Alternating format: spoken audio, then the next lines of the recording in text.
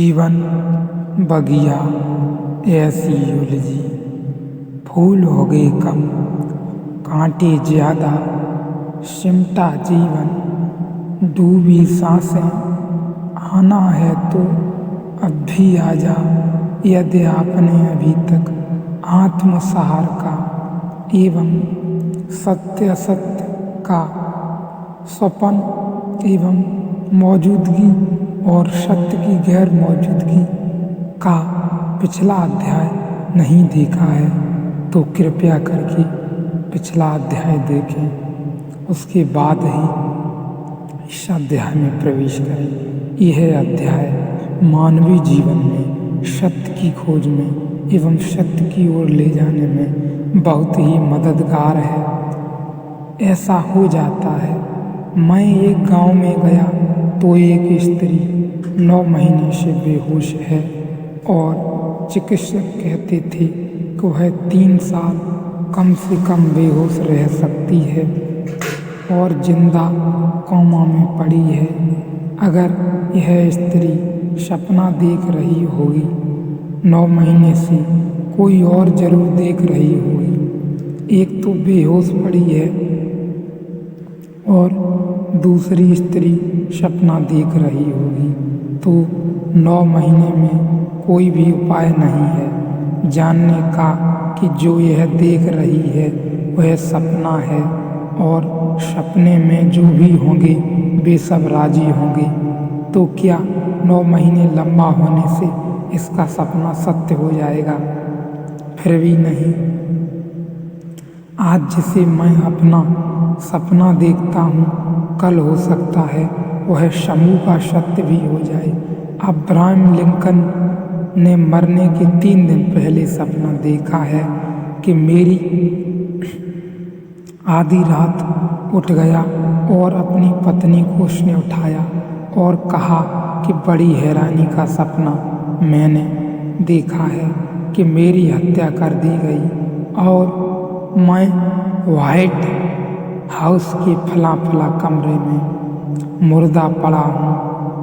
तुम मेरे सिर की तरफ खड़ी है, मेरे पैर की तरफ 2 आदमी खड़े हैं और एक आदमी ने काले रंग के कपड़े पहन रखे हैं, लेकिन वह मेरा परिचित नहीं मालूम होता। पत्नी ने कहा, सो जाओ, सपना है। लिंकन ने भी कहा, बस बता दिया, सो गया। 3 दिन बाद हत्या हो गई लिंकन की और जिस कमरे में सपना देखा था उस कमरे में लाश पड़ी है और पत्नी सिर के पास है और पैर के पास 2 आदमी खड़े हैं और एक आदमी काला कपड़ा पहने हुए है और पत्नी जानती है कि वह लिंकन से अपरिचित आदमी है। सारा चित्र वही का वही है जो 3 दिन पहले सपना था, वह 3 दिन बाद सत्य हो गया। सामूहिक तो सपने और तथ्य को कितना फासला करिएगा। 3 दिन का ही फर्क पड़ा, केवल अवधि का ही फर्क हुआ। सपने सत्य हो जाते हैं, सत्य सपने हो जाते हैं। जिन्हें हमने बिल्कुल तथ्य माना था, एक दिन खो जाते हैं हाथ से और बिल्कुल पता नहीं।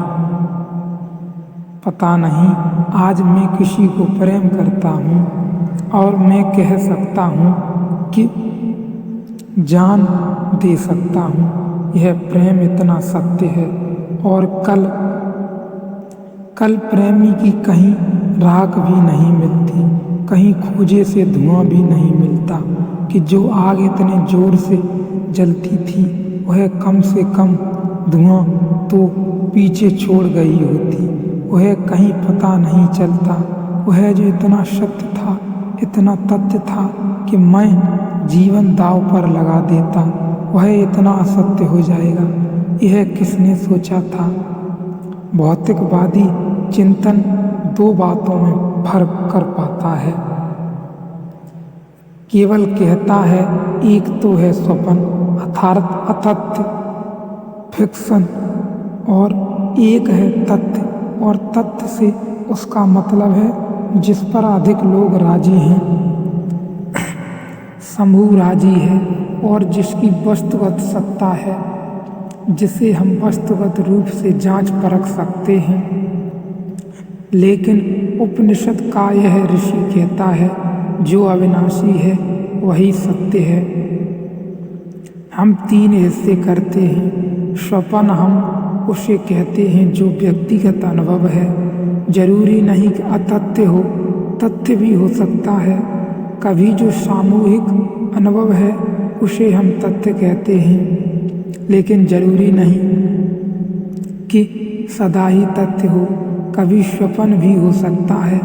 इन दोनों को हम सत्य नहीं कहते, हम सत्य उसे कहते हैं जो सदा एक रस एक जैसा है, जो न कभी स्वप्न है, न कभी तथ्य है, न कभी बदलता है, न यह से वह होता है, न वह से यह होता है।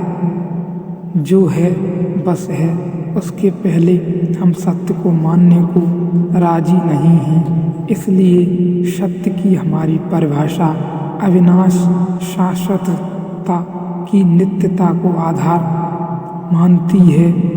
इसलिए हमने जगत को माया कहा, कोई और कारण नहीं है। शंकर कहते हैं, आप बिल्कुल हैं, लेकिन आप ऐसे हैं कि अभी हैं और कल नहीं होंगे। इसलिए हम आपको सत्य नहीं कहते, हम आपको माया कहते हैं। हम तो भी आपके भीतर उस तत्व को सत्य कहते हैं जो अभी भी है, और कल जब आप नहीं होंगे तब भी होगा, और जब मर जाएंगे तब भी होगा। और कल जब आप नहीं थे तब भी था, जब आप पैदा नहीं हुए थे आपके भीतर, जब आप मर जाएंगे तब भी वो होगा। जब जवान हैं तब भी होगा, जब बूढ़े हैं तब भी होगा, जब यश के लिए शिखर पर होते हैं तब भी, और जब आप असम्मान की गर्त में गिर जाते हैं तब भी। जो हर हालत में होगा, कोई हालत जिसके होने में रत्ती भर का फर्क नहीं करते। हम केवल उसी को सत्य कहते हैं। शेष सब माया है, शेष सब माया है। केवल वही सत्य है जो सदा से है, जो सदा है और सदा ही रहेगा। तो फिर माया और स्वप्न में हम फर्क क्या करेंगे? पूर्वी मनीषा की दृष्टि से सामूहिक स्वप्न का नाम जगत है और व्यक्तिगत जगत का नाम स्वप्न है। सामूहिक स्वप्न का नाम जगत है, व्यक्तिगत जगत का नाम स्वप्न है। और सत्य इन दोनों में नहीं, ना ही तो सामूहिक स्वप्न में, ना ही व्यक्तिगत जगत में। पर इसे सोचना पड़ेगा। अविनाशी तो कुछ दिखाई नहीं पड़ता। कोई अविनाशी चीज देखी तो अविनाशी कुछ दिखाई पड़ता नहीं। सभी चीजें नाशवान मालूम होती हैं, सभी क्षणभंगुर हैं, सभी समय की सीमा पार करके आगे नहीं जाती। सब समयातीत हैं, हो पाती हैं, सब समय में बिखर जाती हैं। कोई जरा जल्दी, कोई जरा देर, इससे कोई अंतर नहीं पड़ता। देर अबेर का सवाल नहीं है, लेकिन समय सबको मिटा देता है। तो हमें अविनाशी को ढूंढना होगा, और वह अविनाशी ना ही सामूहिक स्वप्न का जगत में है, जो स्वप्न समूह है उसमें भी नहीं, और जो जगत है स्वप्न रूपी सामूहिक रूप में, समूह के रूप में जो जगत है स्वप्न का, उसमें भी नहीं वो।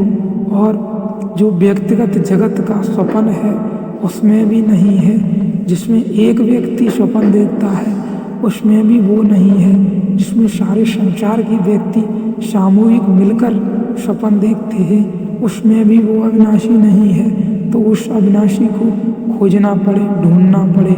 इसके लिए हमें सारी दीवारों को छलांगना होगा एवं इनको पार करना होगा, तभी उस अविनाशी की तरफ जाना होगा।